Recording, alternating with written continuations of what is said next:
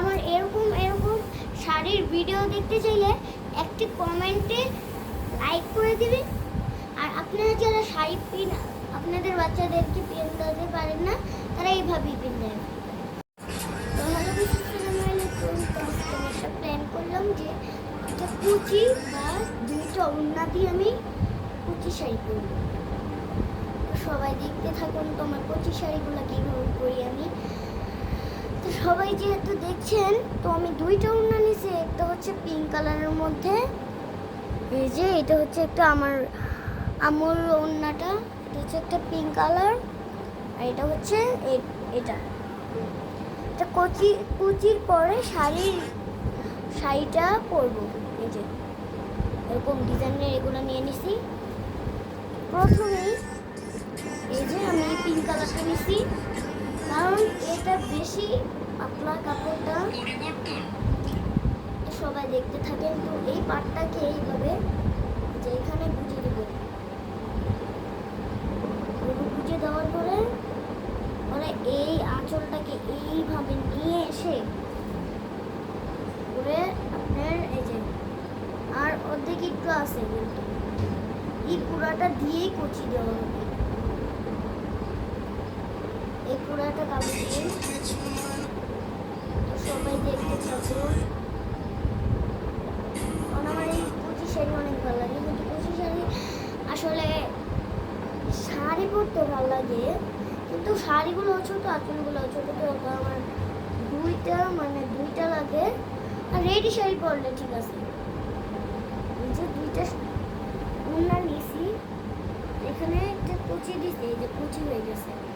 তো এই সবাই দেখতে থাকুন, পরের কাপড়টা নিয়ে নিই।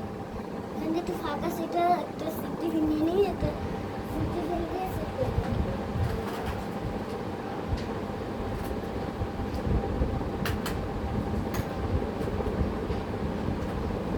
এই যে, তো আমি একটা সিফটি ফিন নিয়েছি।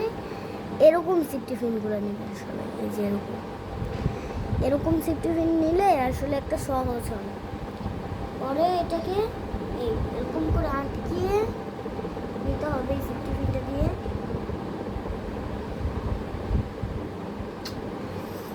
লাগে না আসলে, এবার আর ফাঁক হবে না। এই যে পরে এই সাইড এরকম ওড়নাটা নিছি, আপনাদের তো দেখালামই। তো এখন এই ওড়নাটা এই যে এদিক থেকে নেওয়া লাগবে, যে এদিক থেকে একটা গিট্টু মারতে হবে।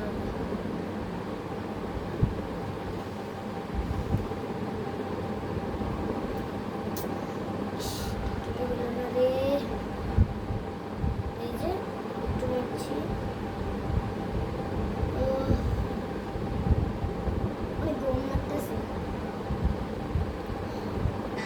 আমাদের এখানে অনেক গরম।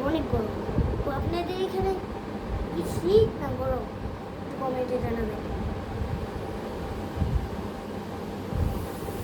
তো এটাকে এইভাবে বাঁধিয়ে করে এখানে দিয়ে দিতে হবে। এটাকে এইভাবে দিয়ে দেখতে থাকবে, এইভাবে দিয়ে পরে এইভাবে দিলে এইভাবে ভাঁজ করে দিতেই এই যে আপনার এরকম শাড়ি তৈরি হওয়ার পরে আরেকটা সিফটি ফিন। আসলে আমাদের দলে বেশি সিফটি ফিন নাই,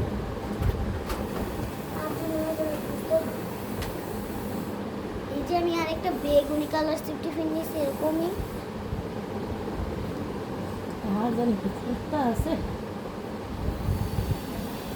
আর কত করো না ভিডিও বানাইতে, তুমি যেমন না ব্লগ ভিডিও বানাও, আমি তেমনি ব্লগ ভিডিও বানাই।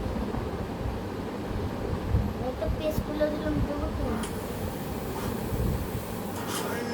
তখন এটা এইখানে সেট করে নিতে হবে।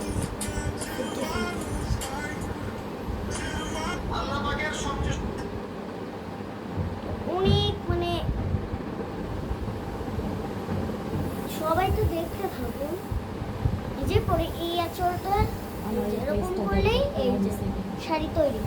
ওটা তো দেখতেই পাচ্ছেন আমার জিনিসগুলো তৈরি।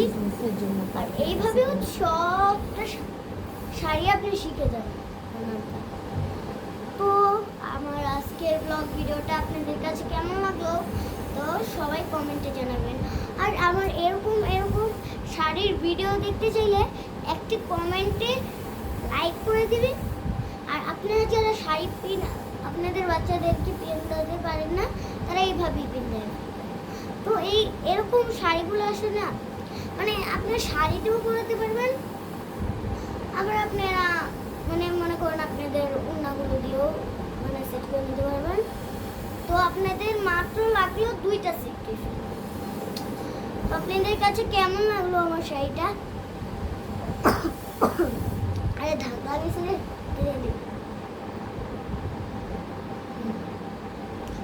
তো সবাই দেখেন আমার শাড়িটা।